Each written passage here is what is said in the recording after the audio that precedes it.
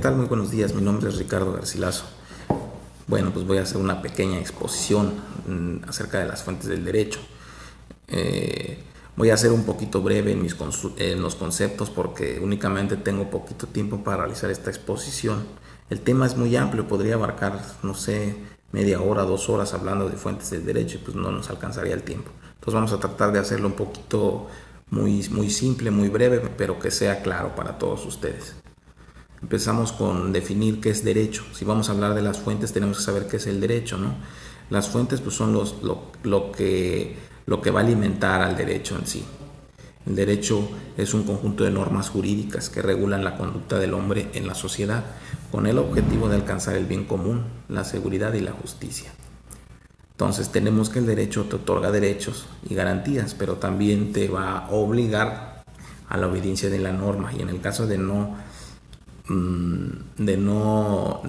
el caso de incumplimiento de la norma te va a otorgar una sanción, ¿no? Bueno, eso es básicamente el concepto de derecho. Entonces vamos a partir de ahí con el concepto de fuentes del derecho. Cuando nos referimos a las fuentes del derecho, hablamos de todas aquellas reglas que integran el marco normativo de una sociedad. Son las que imponen conductas positivas o negativas de qué hacer y qué no hacer en la sociedad. Aquello de donde el derecho surge y nace. Entonces así denominamos las fuentes. Partiendo de ahí, pues hay una clasificación, una de las clasificaciones más importantes que concuerda con varios autores estudiosos del derecho, es de que existen fuentes históricas, existen las fuentes formales y las fuentes internacionales.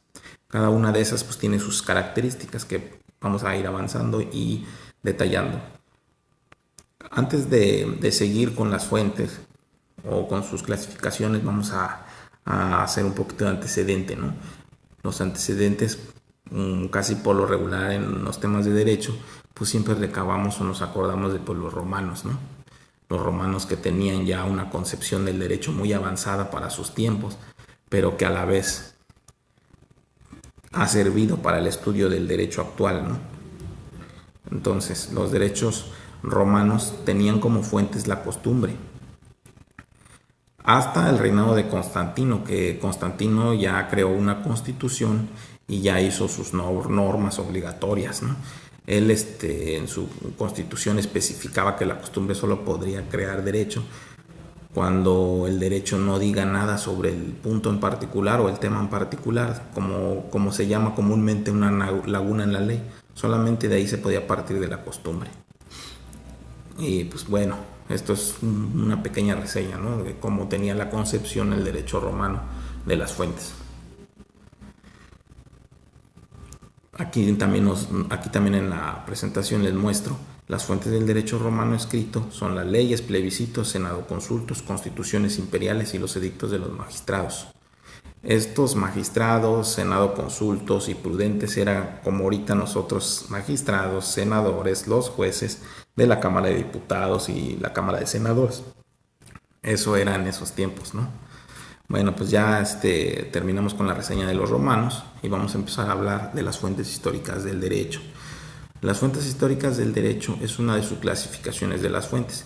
Son todos aquellos documentos, inscripciones, papiros, libros, etcétera, que contengan textualmente una ley o un conjunto de leyes, como es el caso de las normas escritas o constituciones pasadas, documentos que contienen ya información del derecho en otra época. Es fundamental resaltar que en base a mencionados escritos, leyes o normas, pues se inspiran los juristas para crear las leyes y para crear la institución jurídica actual. Por poner algún ejemplo, el Código de Hammurabi, la Declaración de los Derechos del Hombre, las constituciones políticas pasadas, la Ley de las 12 Tablas, son algunos ejemplos claros de las fuentes históricas, ¿no?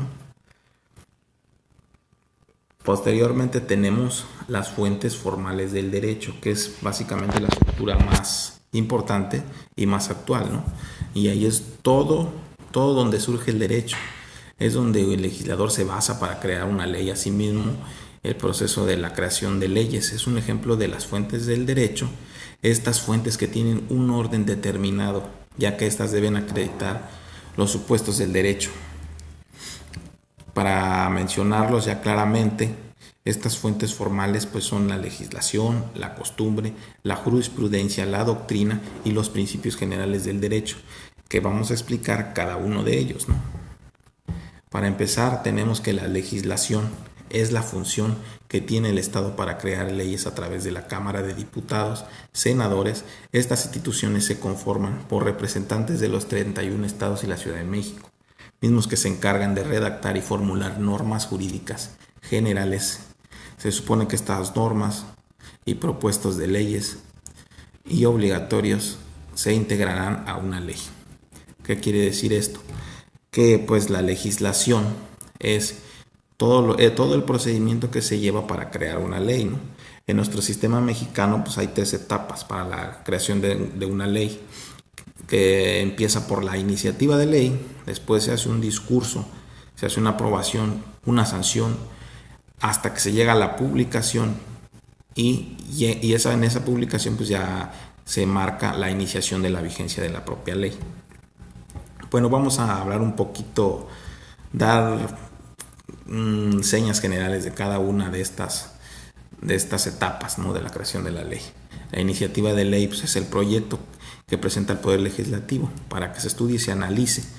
Siguiendo el proceso, señala que la Constitución de los Estados Unidos se convierte en ley. Entonces, la Cámara que primero recibe el proyecto de ley se le llama Cámara de Origen. Entonces, después de esto se lleva la discusión, que es el acto por el cual las cámaras deliberan acerca de estas iniciativas a fin de determinar si deben o no ser aprobadas. La aprobación. Todos los integrantes de las cámaras, de la Cámara de Origen, que en este caso sería Cámara de Diputados o Senadores, dan autorización para dar esa iniciativa de ley. Esta se convierte en ley después de haber sido aprobada. La sanción. Una vez de que la iniciativa de ley ha sido aprobada por las 2 cámaras, que es la de senadores y la Cámara de Diputados, se debe de enviar al Ejecutivo para que se ordene su publicación.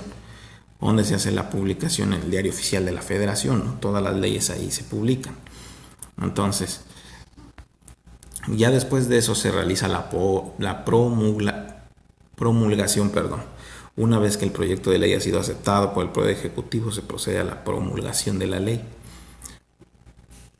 que es la que expresa la aprobación del Ejecutivo, donde se manifiesta la orden de publicación y para que se pueda ejecutar dicha ley.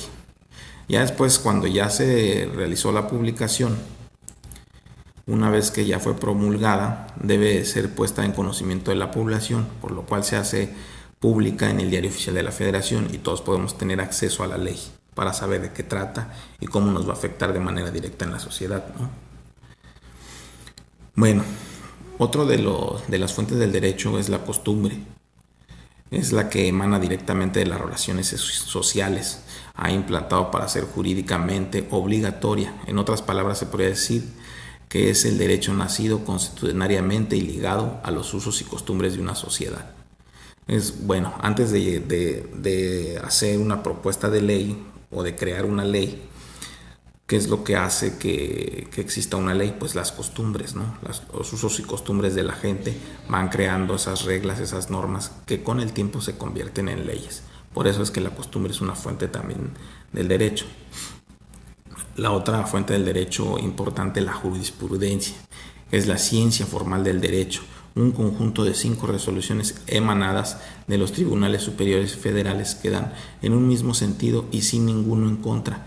Son los principios y doctrinas contenidas en las decisiones tomadas por los tribunales como órganos cuya función es la interpretación de la ley. La jurisprudencia no es obligatoria en el caso de que se aplique la misma interpretación una o varias veces en casos concretos, no interrumpidos por otra en contrario. Bueno, pues ¿qué es esto? ¿Qué es esto? Que no es una ley, o sea, no es como te puedo decir, no es general. Son casos que ya se ocuparon, que ya han pasado anteriormente, ¿no? Son como bien lo dice el concepto, son 5 resoluciones emanadas a favor, no tienen ninguna en contra. Quiere decir que las podemos ocupar cuando hay lagunas en la ley,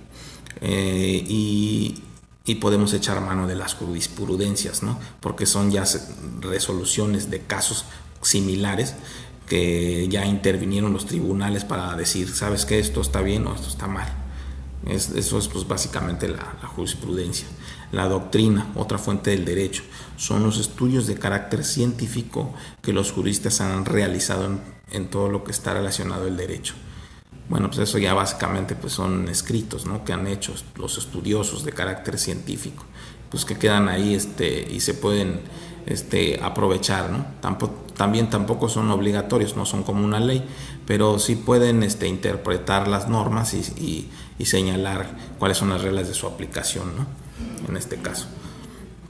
Bueno, otro de las fuentes del derecho tenemos a los principios generales del derecho, que son todos los supuestos del orden jurídico que se utilizan para resolver una duda, cuando existe una duda, cuando en la ley existe alguna laguna de un caso no resuelto, o algunos ejemplos de estos pues son los principios fundamentales del derecho. Por enunciar algunos, pues son la equidad, la buena fe, la solidaridad, la prohibición, el abuso del derecho, bueno, etcétera, etcétera, etcétera. Hay muchos principios generales del derecho. Esto se ocupa también como la jurisprudencia. Son algo parecido, ¿no? En el caso de que en la ley pues no se especifique en caso concreto, podemos echar mano de los principios fundamentales del derecho o de una jurisprudencia para aclarar, ¿no?, para aclarar una situación o un caso.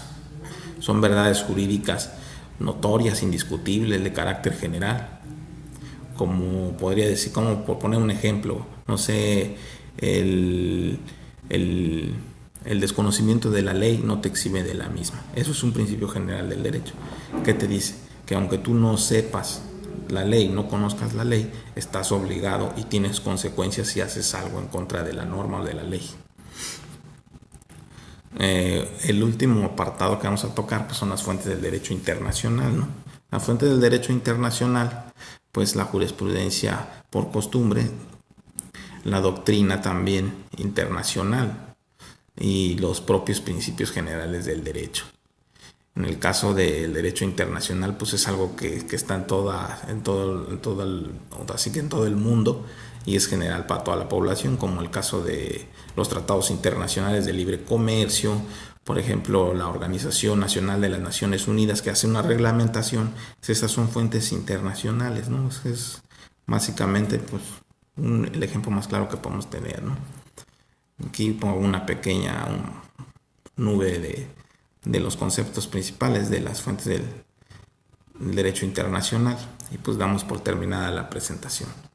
Así, esperando que pues les haya gustado y pues quedo a sus órdenes, ¿no?, para cualquier cosa. Muchísimas gracias por su atención y pues espero que este trabajo pues cumpla con las expectativas para poder seguir en la Universidad Abierta y a Distancia de México. Muchísimas gracias. Por mi parte ha sido todo.